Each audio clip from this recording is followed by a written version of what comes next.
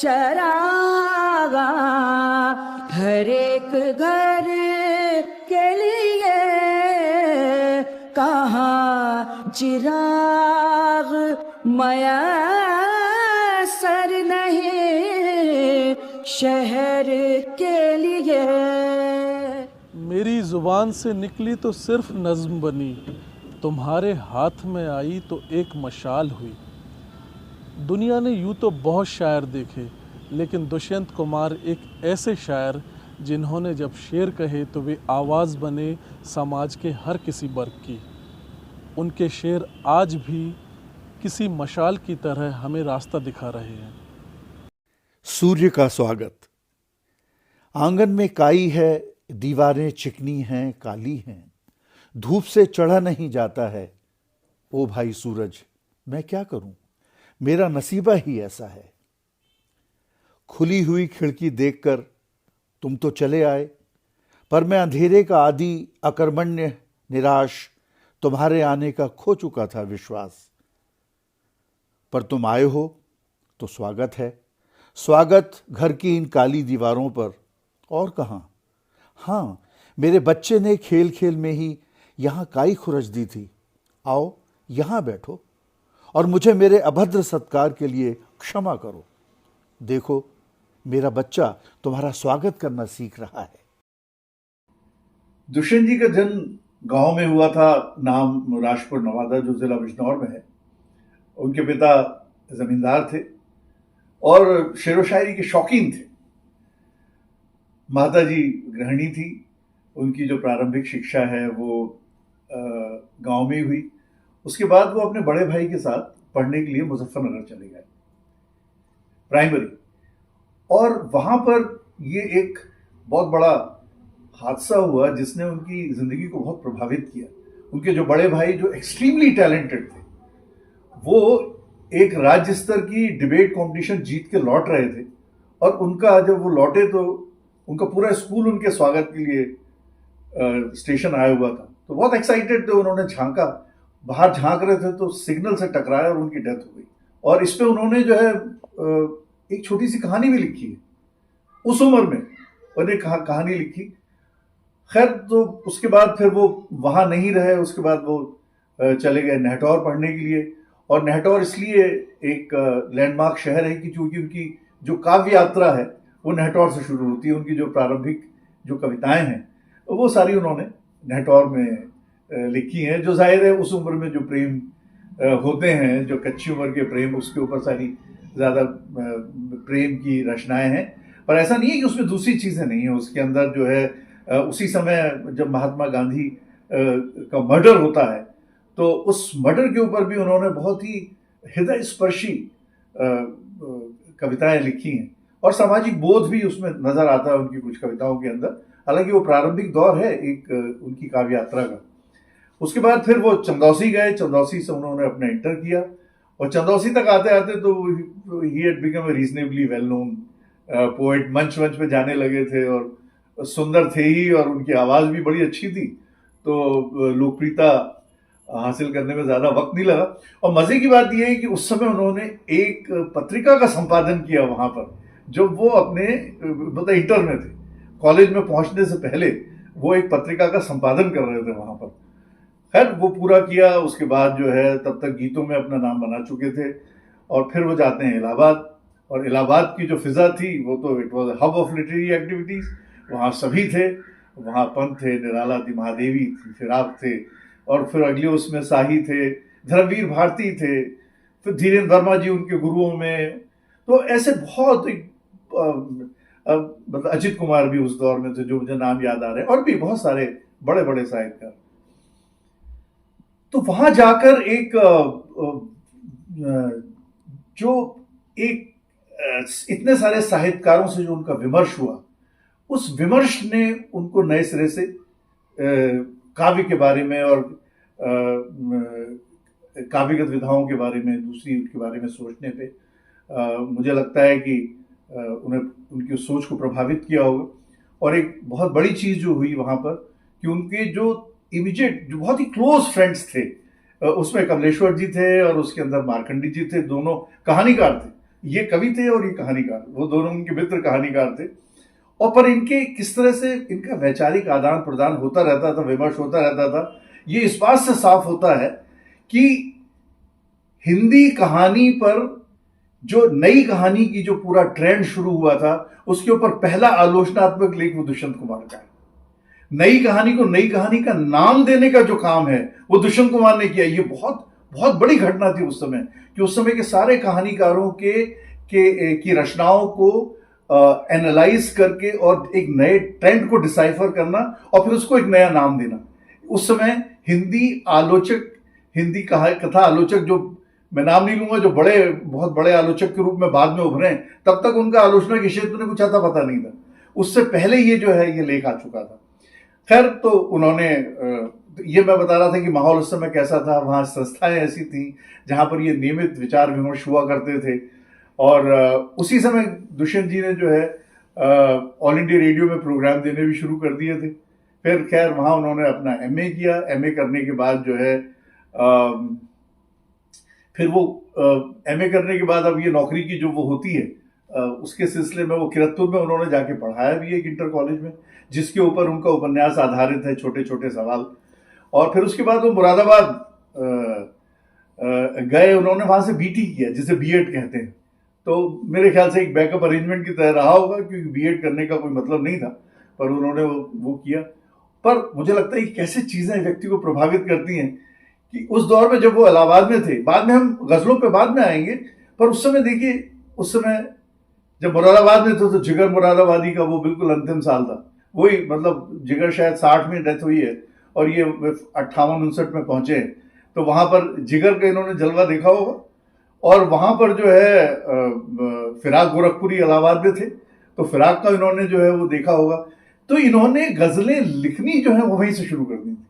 और उस समय शमशेर बहादुर सिंह और निराला जी और सब लोग गज़लें कह रहे थे, पर वो गज़लें जो हैं वो लोगों तक मतलब उतनी लोकप्रियता हासिल नहीं कर पा रही थी वो गज़लें। मैं इसलिए ये बता रहा हूँ कि बाद में जब आप देखेंगे कि जब अपने अंतिम वर्षों में जब दुष्यंत जी जो है गज़लों की तरफ आते हैं, तो इन सारी घटनाओं ने कहीं ना कहीं उनको परोक्ष रूप से जरूर प्रभावित किया होगा, ऐसा मुझे लगता है।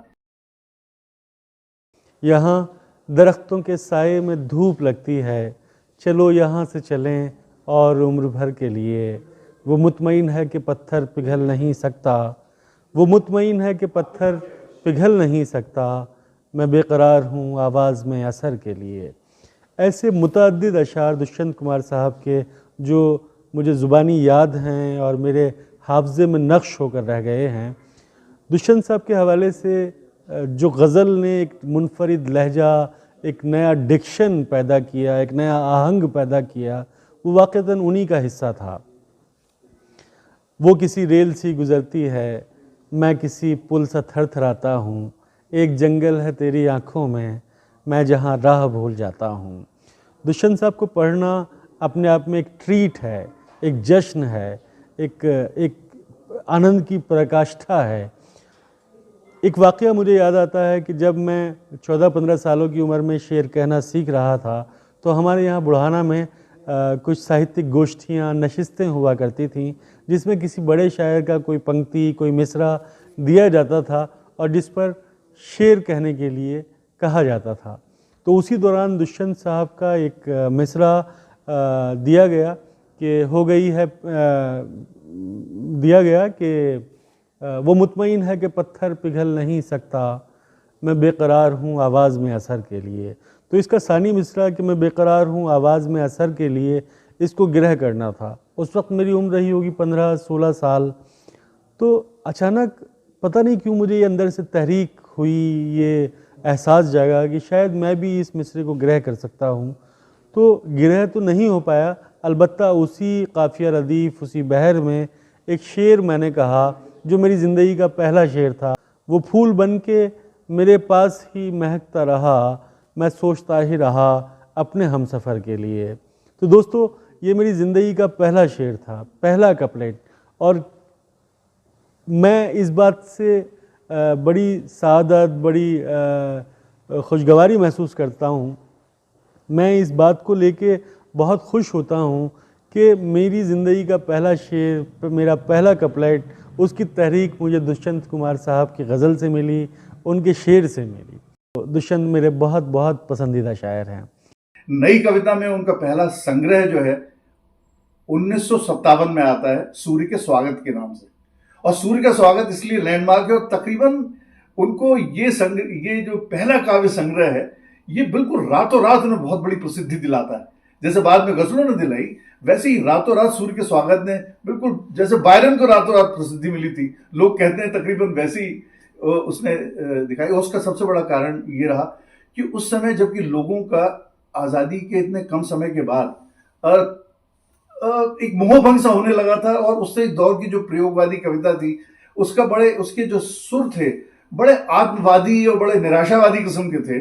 और ऐसे में एक काव्य संग्रह आता है जो आशावादिता से जो भरा पूरा रहता है। उसी के लिए दिनकर जी ने कहा था कि ये प्रयोगवादियों की सड़ान से यदि बचना है तो इस गुलाब को सूंघो जिसका नाम है सूर्य का स्वागत। ये सूर्य के स्वागत की तारीफ में दिनकर जी ने कहा था। और दिनकर जी की ऐसी ही टिप्पणियों ने इनको प्रोत्साहित भी किया होगा। और इन्होंने जो है बाद में जो घटनाएं कुछ ऐसी हुई, इन्होंने ये काफी दिनकर जी के करीब भी आ गए थे उसके बाद जो है। तो खैर ये नई कविता में है, और मुझे ऐसा लगता है कि गीतों की सुकुमार दुनिया से जब ये मतलब वो शुरुआती दौर जिंदगी का होता है जहाँ प्रेम और ये सब, और बाद में जब आप जैसे जैसे लाइफ कॉम्प्लेक्स होती चली जाती है और उन्हें लगा गीत शायद उसे हैंडल नहीं कर पा रहे, तो वो नई कविता की तरफ आए। और ऐसा ही तब हुआ जब वो नई कविता के बाद जब वो काव्य नाटक की तरफ गए। और काव्य नाटक भी जो है वो एक बड़ा संश्लिष्ट एक फॉर्म है, जिसके अंदर काव्य भी है, जिसके अंदर नाटक भी है, और दोनों का जो एक सम्मिश्रण आप दोनों के अंदर, और दोनों अन्योन्याश्रित हैं। ऐसा नहीं है कि खामोखा नाटक और खामोखा कविता, एक दूसरे की पूरक की तरह वो जो है नाटक और कविता वहां पर आते हैं, तो वो फिर उसमें आते हैं। तो ये फिर उसके बाद जो है आगे नई कविता में जो भी उनकी कविता यात्रा चलती रही है, और एक दौर में आके उन्हें लगता है कि ये नई कविता के जो काव्य गुण हैं वो कुछ उनकी जो परिकल्पना उससे मैच नहीं कर रहे हैं। वो अपने एक संग्रह में उन्होंने अपनी भूमिका में लिखा भी है कि मैं चाहता हूं कि जो मैं लिखूं वो पढ़ा भी जाए, मतलब वो लोगों तक पहुंचे। तो ये जो संप्रेषणीयता का जो गुण था, उन्हें लगा कि कहीं ना कहीं ये संप्रेषणीयता जो है वो कम होती चली जा रही है। और तब ऐसे दौर में मुझे लगता है वो गजलों की तरफ वो आए। और फिर जो साए में धूप जब उनका संकलन आया, उससे पहले जो उन गजलों को जो एक अपार लोकप्रियता मिली, उसने ज़ाहिर उनका हौसला बढ़ाया। और उसके बाद फिर तो वो बेखौफ इस अपनी जब गजलों की तरफ आके उन्होंने गजलें कही हैं, वो अब इतिहास की बात है। सब जानते हैं कि इमरजेंसी के दौर में जबकि बोलना भी था मना, सच बोलना तो दरकिनार, उस समय उनको लगा कि मुझ में रहते हैं करोड़ों लोग, चुप कैसे रहूं, हर गजल अब सल्तनत के नाम एक बयान है। तो वो इस तरह की एक उसमें थे कि उन्हें लगा कि लोगों के पास पहुंचना बहुत जरूरी है। और ये मैं खास तौर से बताना चाहूंगा कि अपने शुरुआती दिनों में कवि सम्मेलनों में जाते थे, और बीच में उन्होंने कवि सम्मेलनों में जाना बंद कर दिया था। पर इमरजेंसी के दौर में उन्होंने दोबारा कवि सम्मेलनों में जाना शुरू किया, सिर्फ इसलिए कि वो लोगों तक पहुंच सकें। तो ये लोगों तक पहुंचने का जो जज्बा है, ये उनका बुनियादी ड्राइविंग फोर्स रहा है उनकी कविता का। मैं बेकरार हूं आवाज में असर के लिए, ये जो छटपटाहट है, ये जो कोशिश है, ये सतत उनकी पूरी रचना यात्रा में दिखाई देती है। दुष्यंत कुमार पर बात करते हुए शरद जोशी जी ने क्या खूब बात कही थी। उन्होंने कहा कि कोई व्यक्ति या तो सरकारी अफसर होते हुए इंसान हो सकता है, या एक कवि होते हुए शेर हो सकता है। और इस मामले में दुष्यंत कुमार नरसिंह अवतार के जैसे थे। वे एक सरकारी अफसर और एक क्रांतिकारी कवि की भूमिका साथ साथ निभा रहे थे। और ऐसे में जब वे सरकार की आलोचनाएं करते तो उन्हें कुछ मुसीबतों का सामना भी करना पड़ता था। मैं एक बार भोपाल आया था किसी काम से, लेकिन मैं जब भी आता था तो प्रायः उनसे कोशिश करके मिलता था।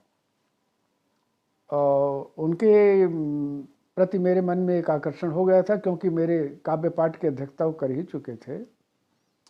तो उस स्थिति में मैंने उनके ऑफिस में जा कर के फिर कहा नमस्कार किया और मुझे देखते ही वो टेबल पर बैठे थे, उठ के खड़े हो गए, चलो चलो बाहर चलते हैं, चाय पीते हैं। तो बाहर आए गेट पर, तो चपरासी जो था उसको उन्होंने कहा कि अरे माचिस तो निकालो।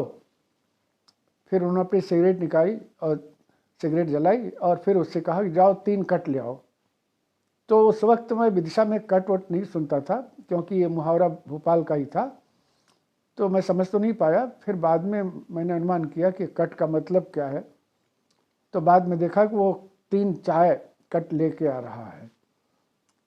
तो मैंने देखा कि 2 तो हम लोगों के लिए है, तीसरी किसको देंगे, तो पता लगा चपरासी को उन्होंने दिया कि तुम भी पियो।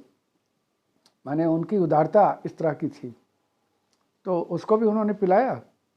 मैंने चाय पीते हुए देखा कि ये जो आज इनका चेहरा कुछ थोड़ा सा टेंस है, तनाव में है।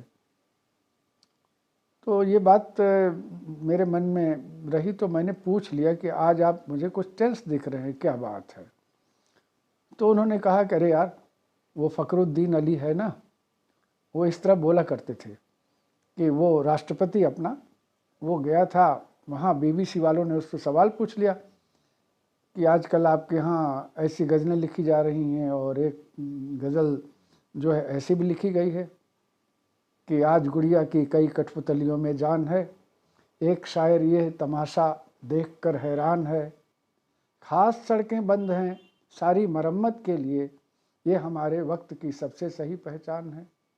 और उसी में एक शेर ये भी है, एक बूढ़ा आदमी है मुल्क में, या यूं कहो इस अंधेरी कोठरी में एक रोशनदान है। तो फ़खरुद्दीन अली अहमद जो उनके बारे में कहा जाता है, शायद वो गालिब के ख़ानदान से रिश्ता रखते थे। तो उन्होंने कहा कि मुझे तो नहीं पता है। तो लेकिन वो जब आए तो उनको ये बात याद थी, और उन्होंने आके हाँ प्रधानमंत्री इंदिरा गांधी से कहा कि ऐसी भी चीज़ें लिखी जा रही हैं। तो इंदिरा गांधी ने अपने अधिकारियों को कहा होगा, वहाँ एक इंक्वायरी गठित हो गई और पता लग गया कि ये जो व्यक्ति है ये शासकीय कर्मचारी है और यहाँ भोपाल रहता है। तो मैंने कहा फिर आप इसका जवाब क्या देंगे।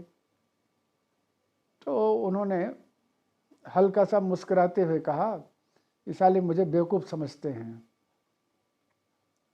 मैंने तो लिख दिया है कि ये शेर तो सब मैंने विनोबा भावे के लिए लिखे हैं, जबकि लिखा उन्होंने जयप्रकाश नारायण के लिए था।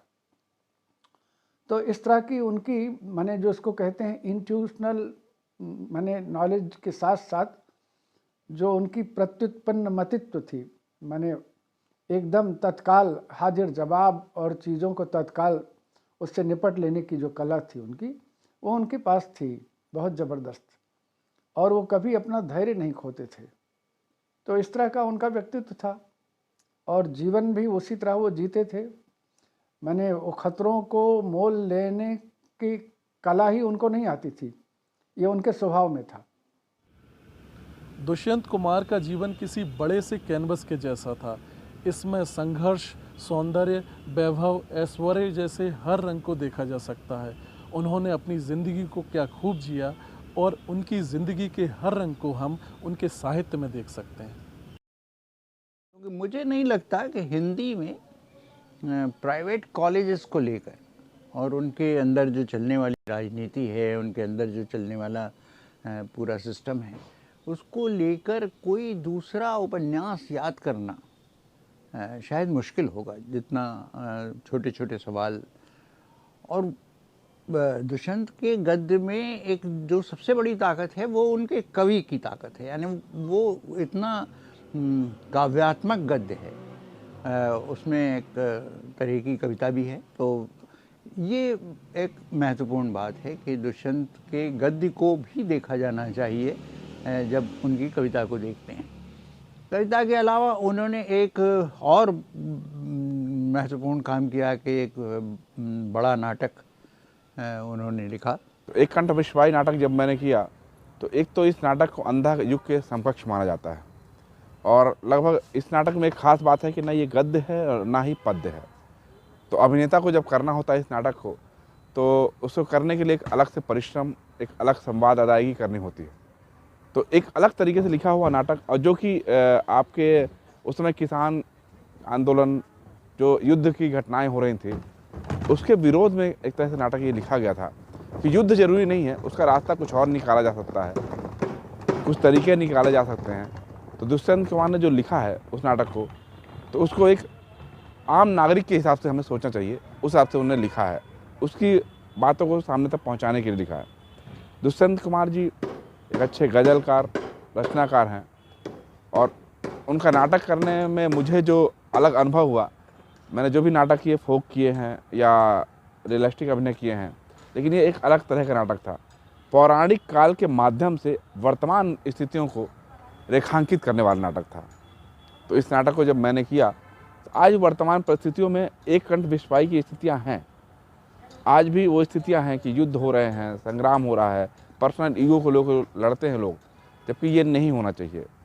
तो दुष्यंत कुमार का नाटक मुझे लगता है जब तक रहेगा, ये दुनिया रहेगी, तब तक वो नाटक सक्सेस रहेगा, एक कंठ विषपाई, इसमें कोई शक नहीं है। इस नाटक को करने के लिए मुझे जब प्रेरणा दी गई और कहा गया, तो मैंने कहा मुझे कम से कम 1 वर्ष का समय चाहिए, तभी मैं इस नाटक को कर पाऊँगा। लगातार 1 वर्ष तक इस अध्ययन किया, मैंने शोध किया, राजगुलकर जी से चर्चा की, और जब इन सब से चर्चा होने के बाद मैं इस नतीजे पर अब ये नाटक मैं कर सकता हूँ। तब मैंने इस नाटक का एक रिहर्सल किया और एक्टरों से बात की, कलाकारों से बात की, कुछ साहित्यकारों से बात की। उसके बाद एक स्वरूप आया जब नाटक, ये अलग ही प्रकृति का नाटक, मुझे जितने नाटक मैंने अभी तक किए हैं, जैसे ऐसे रहो की धरती किया है, छाउर किया है, ये एक अलग ही पृष्ठभूमि का नाटक है, जिसे करने में मुझे बहुत मज़ा आया और मेरे कलाकारों को भी बहुत मज़ा आया नाटक में। दुष्यंत कुमार यूं तो भोपाल शहर सरकारी नौकरी के सिलसिले में आए थे, लेकिन भोपाल ने उन्हें और उन्होंने भोपाल को कुछ इस तरह अपनाया कि उनके जाने के इतने साल बाद भी भोपाल शहर उनके नाम से जाना जाता है। इस शहर में उनके चाहने वाले भी कम नहीं हैं। उन्होंने दुष्यंत की मोहब्बत में भोपाल में एक संग्रहालय ही बना दिया, जो किसी साहित्यकार के लिए बनाया गया एक तरह का अनोखा स्मारक है। जी, ये जो संग्रहालय है ये वर्ष 1997 में स्थापित हुआ था, और ये लगभग 6x8 का एक कमरा था, जिसमें इस संग्रहालय की स्थापना जो है राजुरकर राज ने की थी।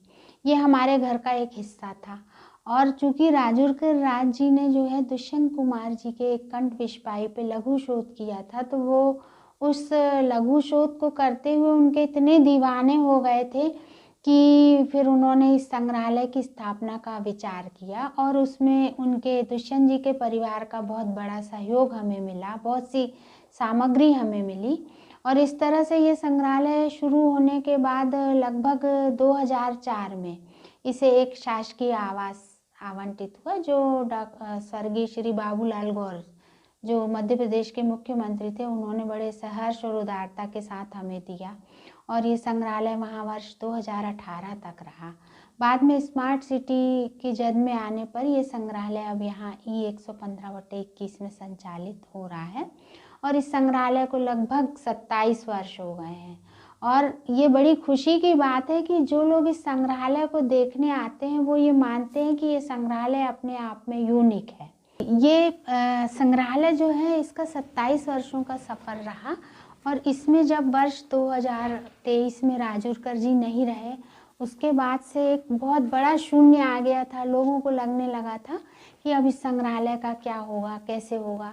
मगर फिर उस समय संग्रहालय के जो अध्यक्ष थे श्री रामराव वामनकर जी, वो आगे आए, और उन्होंने भी मुझे भी प्रोत्साहित किया कि चूँकि संग्रहालय की नींव में आप रही हैं, इसलिए आप संग्रहालय के लिए काम करिए। और फिर मैं भी इस संग्रहालय में आई, और इस तरह से हमने लगभग राजुरकर जी के नहीं रहने के बाद भी बहुत दिलो जान से कहना चाहिए, बहुत मेहनत से इस संग्रहालय को आगे बढ़ाया। इस संग्रहालय की जो हमारी कार्यकारिणी है, उसके सदस्य भी बहुत सक्रिय हैं और हमें बहुत सहयोग देते हैं। हम उनका भी बहुत धन्यवाद करते हैं। हम सुनते हैं कि शायर किसी रिश्ते को बड़ी शिद्दत से निभाते हैं। दुष्यंत भी कुछ ऐसे ही थे। इसकी बानगी कुछ इस तरह जानिए कि उन्होंने प्रसिद्ध साहित्यकार कमलेश्वर के साथ अपनी दोस्ती को कुछ इस तरह निभाया कि ये दोनों साहित्यकार आपस में समधी ही हो गए। वैसे तो अनेक किस्से हैं पापा और अंकल, दुष्यंत अंकल के बारे में, पर एक जो मुझे याद आ रहा है कि जब पापा दिल्ली से बॉम्बे आए थे और सारिका का संपादन करने के लिए, तब उन्हीं दिनों, कुछ दिनों बाद, कुछ महीनों बाद दुष्यंत अंकल और आंटी दोनों हमारे घर बॉम्बे आए थे। तो जैसे शुरुआती दौर होता है कि उस समय चीज़ें खरीदी जा रही थी, फ्रिज खरीदा था, पहली बार ज़िंदगी में पापा ने फ्रिज खरीदा था, मेज कुर्सी, ढंग का घर सजा रहे थे, क्योंकि उस समय थोड़े पैसे थे। तो एकदम जब पापा हर चीज़ दुष्यंत अंकल को दिखाते जा रहे थे कि ये देखो फ्रिज लिया, ये मेज कुर्सी नई ली, इतने की ली, ये वो, तो बोले तुम खरीदते जाओ, आखिरकार ये सब चीज़ें मेरे घर ही आएंगी। तो मजाक मजाक में बात कही गई, आखिरकार फिर सच भी हो गई। पर मतलब ऐसा लगता है कि हमें ऐसा लगता है कि ये शादी लव मैरिज है, पर love marriage with a difference. ऐसा ये कि लव हमारे पेरेंट्स में था, शादी हम दोनों ने कर ली। दुष्यंत बहुत जल्दी चले गए और ऐसी भी कोई बीमारी हमें तो वस्तुतः नहीं मालूम थी कि वो किसी बीमारी से सफ़र करते हो। दुष्यंत कभी दोस्तों के बारे में शिकवा शिकायत नहीं करते थे। जो भोपाल में नॉर्मली दिक्कत थी कि कोई लंबी सोच के लोग नहीं थे, पर मुझे ऐसा लगता था कि दुष्यंत त्यागी उस समय भोपाल में ऊंची सोच और ऊंचा देखने वाले लोगों में से एक थे। अब दिनकर जी ने जब उनकी सूर्य का स्वागत आई तो उसके बाद दिनकर जी ने मतलब उन्हें बहुत प्रोत्साहित भी किया। उसकी तारीफ में उन्होंने बड़े खूबसूरत शब्द कहे थे कि ये भाई इन प्रयोगवादियों की सड़ान से यदि बचना है तो इस गुलाब को सूंघो जिसका नाम सूर्य का स्वागत है। सूर्य का स्वागत दुष्यंत जी की पहली कृति थी, काव्य कृति। तो अब उसके बाद कई इंटरेक्शंस हुए होंगे, वो तो मुझे अंदाज नहीं, पर ये अंदाज है कि वो मतलब दिनकर जी के बहुत करीब थे। और करीब होते होते मैंने कई बार ये होता है ना कि फिर आप अपना अधिकार समझने लगते हैं। एक आत्मीयता का एक थोड़ी आत्मीयता भी थोड़ी आक्रामक किस्म की हो जाती है। तो हुआ ये कि ये मेरठ में एक मेरठ यूनिवर्सिटी में फंक्शन था।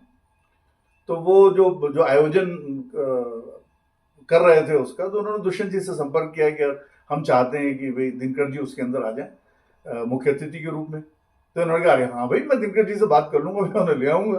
अब उन्होंने कार्ड में दिनकर जी का नाम वाम छाप दिया और दुष्यंत जी के भरोसे, और दुष्यंत जी जो है जिस दिन कार्यक्रम था उस दिन सुबह दिनकर जी के पास पहुंचे कि मानी वहाँ चलना है मेरठ में जो कार्यक्रम है उसमें आप मुख्य अतिथि। अरे बोले अजीब बुर्बक हो यार, तुमने हमसे पूछा ही नहीं, और तुमने वहां पर, भाई मेरा दिल्ली में एक दूसरा कार्यक्रम है, तो हम क्या कह सकते हैं, वो तो पूरे यूनिवर्सिटी के बच्चे और सारे लोग जो हैं वो सब आपका इंतजार कर रहे हैं वहां पर मेरठ में। तो सब लोग जो है सब प्रतीक्षा रहते हैं वहां पर जो है। और बोले भाई दिल्ली में भी तो कार्यक्रम है, दिल्ली वाले भी तो यहाँ पर इंतजार कर रहे हैं। अरे भाई ये एक ही काया है, ये दो जगह कैसे जाएगी? तो बोले फिर तय हुआ कि काया जो है मेरठ की तरफ जा रही है। मतलब इसी तरह की बेतकल्लुफी उनके व्यक्तित्व में भी थी। और आप सोचो राष्ट्र कवि से वो इस तरह की बातें कर रहे हैं और जिद करके। तो अब बोले, अब फिर दिनकर जी ने जिक्र किया और उनको जो है गाड़ी में बैठाया। अरे बोले अरे भाई, तो कम से कम दिल्ली वालों को फोन करके बता तो दो कि मैं नहीं आ रहा हूँ, इतना तो करो, इतनी मेहरबानी तो करो। तो खैर वो चले गए पूरी। खैर अब उसके बाद दिनकर जी जो है भोपाल आते हैं। उसके बाद अब भोपाल आते हैं तो वो स्टेट गेस्ट हैं। उस समय बाल कवि बैरागी जी मंत्री थे, उनके यहाँ ठहरते हैं। और बाल कवि जो है वो इनको बताते हैं कि बोले हम ये पूछते हैं कि वे दुष्यंत कहाँ है? बोले नहीं, दुष्यंत को बुलाते हैं अभी। अब बाल कवि भी बहुत अच्छे दोस्त थे इनके, बड़े दुष्यंत जी के बड़े घनिष्ठ मित्रों में से थे बाल कवि। बुलाया तो ये अपने वो उसी अंदाज से पहुंचे, अंदर गए। उन्होंने कहा जी मुझे दुष्यंत कहते हैं। तो दिनकर जी बोले हम भी आपको दुष्यंत ही कहते हैं। तो मजे की बात हुई तो बालकवि जी ने कहा कि भाई देखो दुष्यंत, अब जो है अब सारी जिम्मेदारी आपकी है, इनको आपको you have to entertain him. अब तो पूरे दिन यहाँ पर जो है दिनकर जी यहाँ पर। अब मजे की बात यह है कि दिनकर जी को उन्होंने घुमाया और फिर दिनकर जी को वो पिक्चर दिखाने ले गए यहाँ पर एक राष्ट्रकवि के साथ बैठकर उन्होंने जो है यहाँ पर पिक्चर देखी। वो रेहाना सुल्तान वाली कौन सी पिक्चर थी, एक वो जो बड़ी मशहूर पिक्चर थी, तो वो फिर उन्होंने उनको पिक्चर दिखाई। तो मतलब इस तरह की बेतकल्लुफी के और वो इस तरह के भी उनके जो है रिश्ते रहे, चाहे वो बच्चन जी रहे हो चाहे वो दिनकर जी रहे हो। तो ये उनका मतलब ये बुनियादी स्वभाव था, ये दुष्यंत जी का जो था, मतलब स्नेह है, इज्जत है तो अपार है और मतलब दिल से निकलती है, nothing put on, it was very spontaneous part of his personality. जिंदगी ने कर लिया स्वीकार, अब तो पथ यही है। अब उफंते ज्वार का आवेग मध्यम हो चला है, एक हल्का सा धुंधलका था कहीं कम हो चला है। ये शिला पिघले न पिघले रास्ता नम हो चला है, क्यों करूं आकाश की मनुहार, अब तो पथ यही है। जिंदगी ने कर लिया स्वीकार, अब तो पथ यही है। क्या भरोसा कांच का घट है, किसी दिन फूट जाए। एक मामूली कहानी है, अधूरी छूट जाए। एक समझौता किया था रोशनी से टूट जाए। आज हर नक्षत्र है अनुदार, अब तो पथ यही है। और अंतिम जो मुझे बहुत ज्यादा पसंद है कि ये लड़ाई जो कि अपने आप से मैंने लड़ी है, ये घुटन ये यातना केवल किताबों में पढ़ी है। ये चढ़ाई पांव क्या चढ़ते इरादों ने चढ़ी है, कल दरीचे ही बनेंगे द्वार, अब तो पथ यही है। जिंदगी ने कर लिया स्वीकार, अब तो पथ यही है। खड़े हुए थे अलावों की आंच लेने को, सब अपनी अपनी हथेली जला। दुकानदार तो मेले में लुट रहे यारो, तमाशबीन दुकानें लगा के बैठे।